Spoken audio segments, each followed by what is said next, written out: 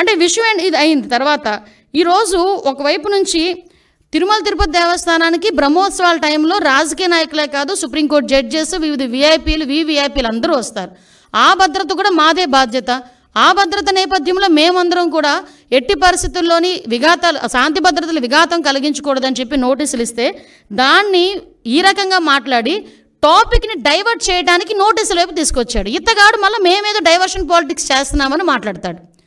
అది ఇప్పటికీ కూడా మేము స్టాండ్ అయి ఉన్నాం. కల్తీ నెయ్యి ఉంది, కల్తీ నెయ్యి అయితే లడ్డూ ప్రసాదంలోని కల్తీ నెయ్యి చేర్చారు, కల్తీ నెయ్యితో ప్రసాదం తయారు చేయబడింది.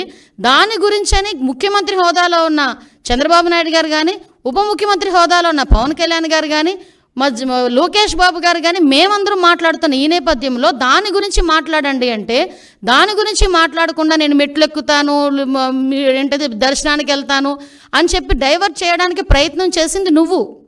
ఈరోజు మళ్ళీ తిరిగి డైవర్షన్ పాలిటిక్స్ అని చెప్పి మా మీద మాట్లాడే పరిస్థితి కనిపిస్తూ ఉంది.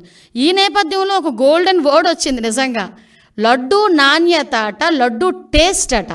అరే నాకు అర్థం కాంది, జగన్మోహన్ రెడ్డి ఏ రోజైనా లడ్డు టేస్ట్ చేశారా?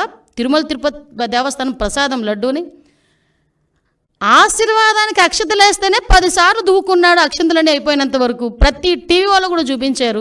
అది ఎక్కడ? మండపంలోనే. ఎక్కడ ఆశీర్వాదం ఇచ్చిన ఆ మండపంలోనే. ఇంకా సాల్వ్ అయ్యక ముందే అక్షంతలు వేసిన దానికి, ఆ పంతులు అక్షంతలు వేసిన దానికి మనమైతే ఆ అక్షంతలు ఎప్పుడు ఉంటాయా, ఉంటే బాగున్ను, రోజంతా ఉంటే బాగున్ను, ఆశీర్వచనం అనుకొని మనం చక్కగా బయటకు వస్తాం. అక్కడే 10 సార్లు దువ్వాడు ఆ క్రాఫ్ని. దువ్వేసి తీసేసినోడు ప్రసాదం గురించి మాట్లాడుతున్నాడు. తప్పిసారి ఎవరైనా ప్రసాదం ఇస్తే టిష్యూ పేపర్లో చుట్టూ పక్కకు పెట్టే వీళ్ళు లడ్డు నాణ్యత గురించి, టేస్ట్ గురించి ఈయన చెప్పడం, మేము వినడం, అది మా దౌర్భాగ్యం.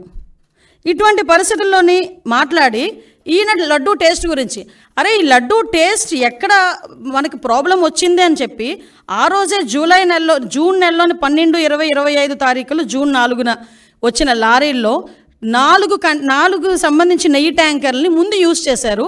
ఆ ముందు యూజ్ చేసిన నెయ్యి ట్యాంకర్లలోని ఆ నెయ్యి ప్రాబ్లంగా ఉందని ప్రతి భక్తుల దగ్గర నుంచి ఫిర్యాదులు అందిన తర్వాత మిగతా 4 ట్యాంకర్లకి మేము టెస్టులు చేపిస్తే ఆ టెస్టులు ఎన్డీడీబీ రిపోర్టుల ప్రకారం అందులోని కల్తీ జరిగింది, జంతువుల కొవ్వు కలిసింది అని చాలా క్లియర్గా దానిలో మెన్షన్ చేస్తే